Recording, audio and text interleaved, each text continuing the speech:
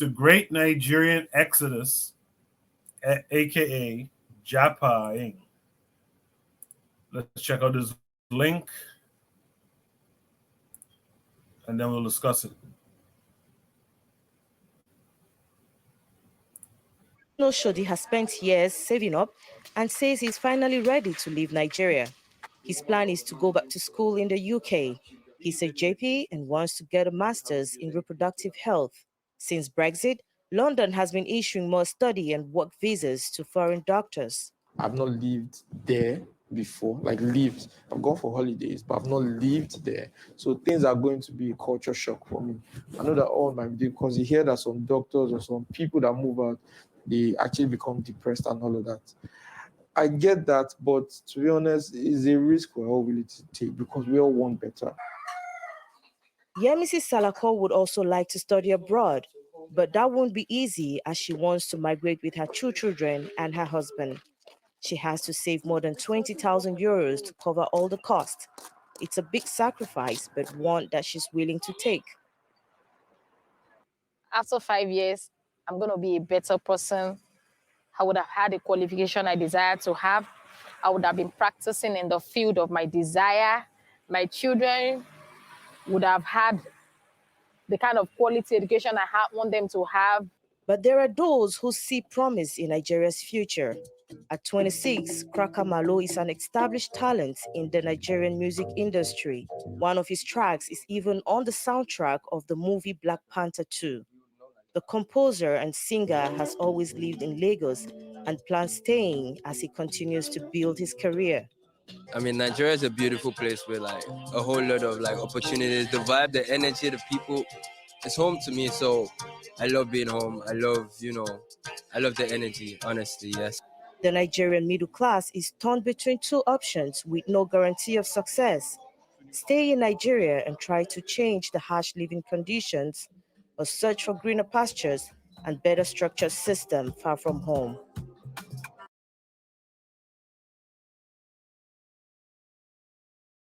Yes, indeed.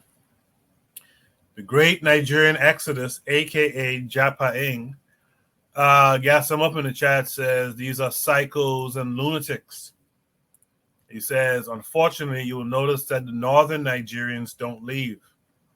With that said, Carl, have you heard of JAPA-ING before? No, I haven't heard of japping, but I'm familiar with the they call it brain drain, where people leave their home country as a way to have better opportunities. That happens quite often, uh, especially in situations where you may have an education and there's no jobs for you in your home country in that field. Then you'll leave to find more opportunities. So, although I'm not familiar with the term japping, I kind of understand the idea behind it. These people they they're leaving because they feel like the conditions in their home country aren't conducive to them having the type of life they want. So they just get out of Dodge as fast as they can.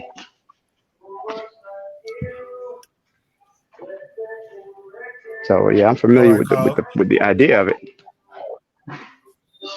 Okay. Buana, the Great Nigerian Exodus, aka JAPA-ING. Yeah, for me, I understand that these brothers trying to chase opportunity. This guy is a doctor in area, and unfortunately, he didn't get the UK experience yet. And when he driving taxi up and down in the UK trying to pay rent, he'll really get that UK experience. Because before he could operate as a doctor in the UK, he has to qualify. And I'm gonna tell you the hoops he got have to jump to. Goodness, good night for him. But I am hopeful that he is able to achieve whatever goal he has in mind for that other lady. Oh goodness, and she has two kids too. It's not going to be an easy experience for her living in London. Everybody, all the Africans gonna go to London. So I wish them well. I wish them well. I listen, man. If I had to live in a place where the current cuts 8 hours a day, and my uh, plumbing system ain't the best, and the conditions that I have to exist in the so-called society, people don't really give a shit my government don't really give a shit. I gonna look at different places in the world where I could exist at least like a human being, you know. So I don't criticize anyone who looking for greener pastures, but it's just often than not when we do travel outside to the so-called modern or Western world, you know, sometimes we believe that the grass is greener on the other side, and sometimes that's not always the case for all of us. That's not always the case. Sometimes you do better growing where you planted. What I would suggest, though, what I would say though, is that if you do live in a modern world, you go if you could get qualify, become a citizen of another country, you know, in the so-called modern world, you know, use modern media, use what you have in your hand. You know what I mean? So anyone who pays you, they could pay you in American dollars or British dollars, and you could still exist in your home country if you choose to. You know, you don't always have to run now since you're living in a different with technology. You know, you're living in a different kind of experience. People will pay you off of the internet, you know, for your services, whatever that you provide. People will be willing to pay you, and hopefully they'll be paying you in American dollars or euros rather than naira. So that may improve their situation if they exist there, you know. But to for this doctor to think that, oh, you know, I've never lived this, he's gonna experience a culture shock out of this world. I can tell you that firsthand. But and because it's not easy as people believe. But I wish him well. I wouldn't call him a psychopath like gas. I would call him crazy psychos. But I wish them well. You know, I wish them well, man. You know, I'll stop there. I appreciate that, Buana. Yeah, Gas says Japa is the Yoruba word that roughly means to escape. So Japa-ing is escaping. Okay. I appreciate that, Gas. He goes on to say they are basically pseudo FBA who are frustrated that Nigeria does not allow them to consume like the Fresh Prince of Lagos.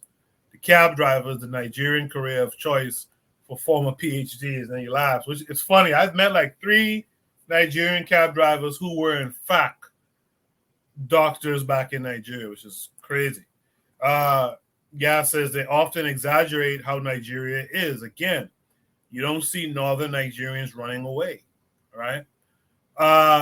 And you know, The funny thing is, and this may be crazy, but I'm thinking that you probably getting paid better as a cab driver in New York City than a doctor in Nigeria.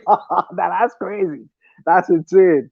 But if brothers, I'm gonna take them kind of chances. You know, maybe they may have heard from some other Nigerians who guy gets made it in the West to say, hey man, you could do this here, you know, and make triple your salary. So I mean, these guys are gonna take these chances.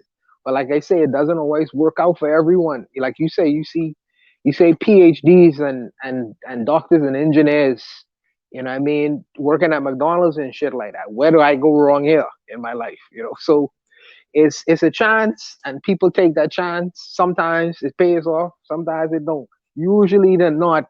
You know, these Western societies, because you have a black face and a big nose, they grind you. And these are some of the experiences that when we do go over to these places, we don't necessarily send them kind of stories back. We only send success stories back. We don't send the kind of stories that, hey man, I had to do this while I was over here. Very You know what I mean? absolutely. Yana B in the chat says West African. Were they always Western Africans? The Nigerians from the north got used to being at the bottom, it seems, why they stay. Yana B, explain that one a little bit more for us. Or does anyone want to tackle that on the panel? I would say that my perspective being a little different because I was born in the United States. I lived my whole life here. I know the concept of brain drain, but I also know how the West is propagandized as being such a great place and so wonderful. So I can imagine the shock that comes from people when they actually get here, having to deal with the racism and deal with the true reality of living in the Western world.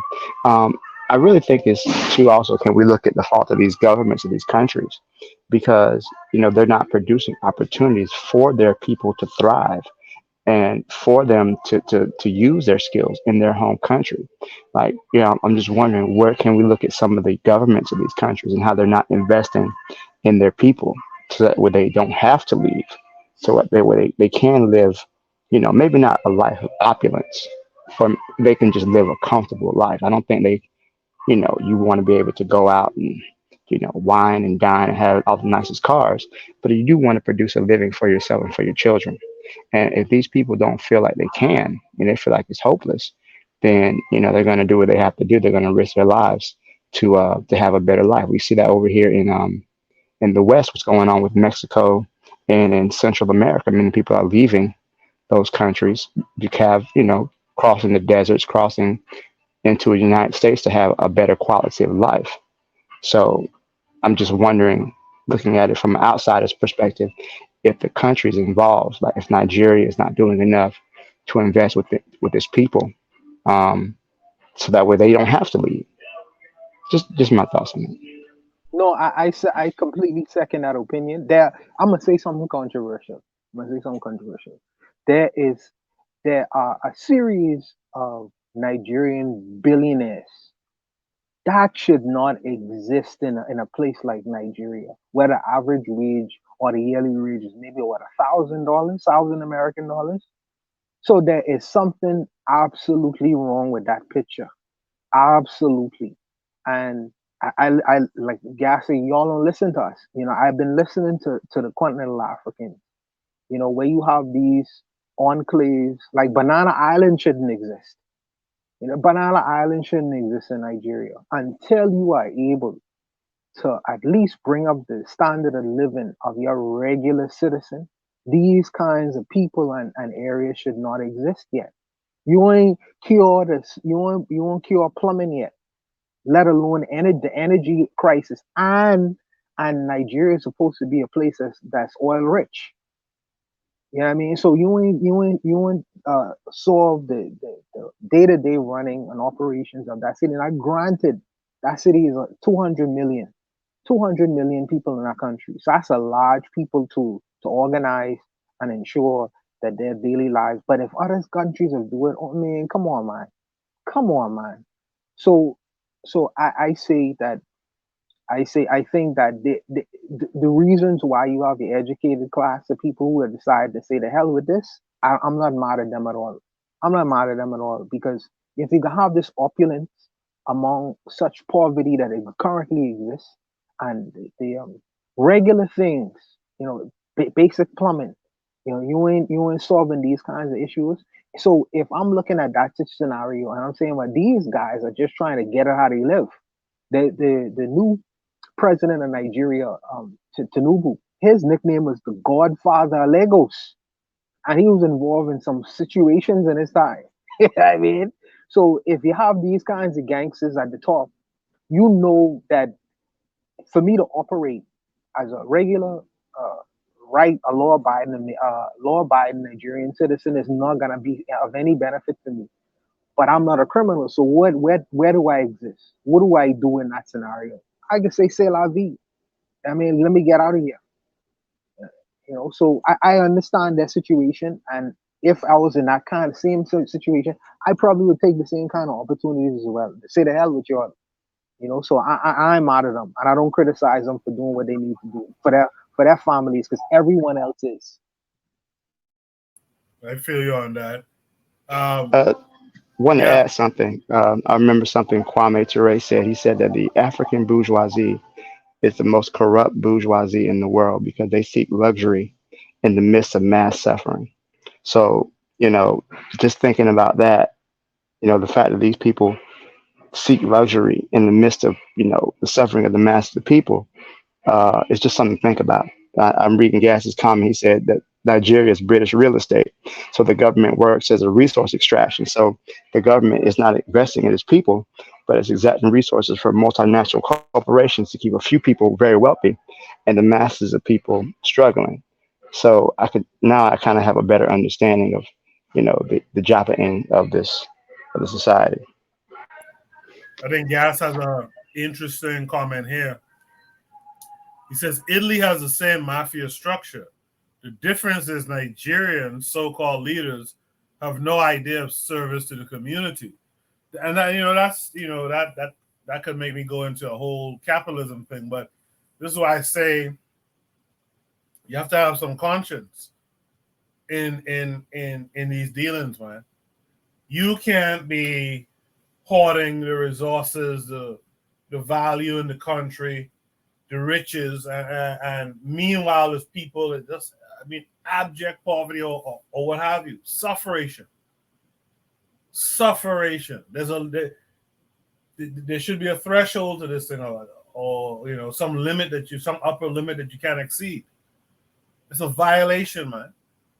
Like Barna said, you guys are the muckamucks in your country. You all have these little offshoot islands and all kind of shit, these exclusive little spots to be. No, man, how can that be a thing and you haven't dealt with the average citizen of your nation, man, and improve their circumstances? That's why I say I don't have a problem with the capitalism thing, but there's a point where it goes too far.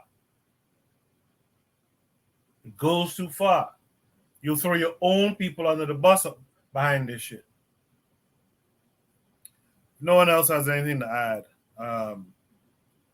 Let's go to Shoot the Breeze topic number 7. Coco, I wanted to say one brief thing.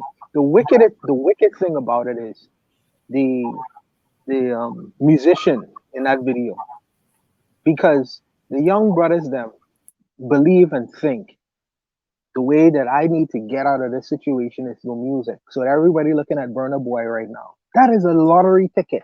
That's like playing, and that's like winning a job with the NBA. 99 and what's gonna happen is many, not all, but many Nigerian young men are gonna see that as they believe that that's the way to get out of that situation. And I mean, for every Burna Boy, it's probably a million Troy of Lagos, somebody you never heard before. So now they could spend their youthful years trying to win that lottery ticket when that's not an option. That's not a real option, and you know what I mean? But this is the choices that these young brothers are left with. I am surprised that that these leaders, these so-called muckamuck people, important people, are able to freely walk around their society without feeling like I ain't gonna get a gun in my face and I'm gonna try to relieve you of all your resources. I'm surprised, man. But I understand that they have a lot of military and probably small private armies around them to ensure that don't happen. But I couldn't be in a situation where I'm seeing. Well, I'm currently in one right now and living here, but it's very difficult for me to be in that kind of scenario, where you have this dirt poverty, and in the middle of that, you have these enclaves where you have these $1 million opulent homes, and you think that you're going to live comfortable like that. No, man. If my child ain't eating, your child ain't eating either. How about that? I think it's part of the fundamental nature of capitalism itself, that is exploitation. So I don't think that you can have a situation where capitalism exists and you don't see this level of exploitation. I think that's inherent in the system itself. Just like there are periodically there are crashes within the capitalist system, because the goal is to make as much profit as you can. Profit is more important than human lives. So when you have a capitalist system and you don't have the so-called checks and balances that you're supposed to have, which eventually the corporations, the people want to override those checks and balances because they interfere with making profit, which is the most important thing of all. So when you have a situation like this, it's going to happen as long as you continue to hold to a capitalist economic structure. It's going to incentivize poverty, incentivize lack of oppression in situations like this. I appreciate that, Buana and Carl. Let's go to Shoot the Breeze topic number 7. You guys in the chat, man, you guys, besides Gas and Trigger for a little while there, you guys aren't really saying too much, man. Let's get the conversation going in the chat a little bit more. Let's get some interaction. Drop a or one if you're still with us. Drop a fire emoji if you like the conversation.